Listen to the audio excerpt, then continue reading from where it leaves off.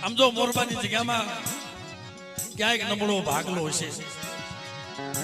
અને બેટા એવડે નબળા ભાગલાની માયા મૂકી અને કોઈ હારાનો હંગાત કરીને વહી જાવ ને તેને મને જીવલેની દીન મને ખોઈ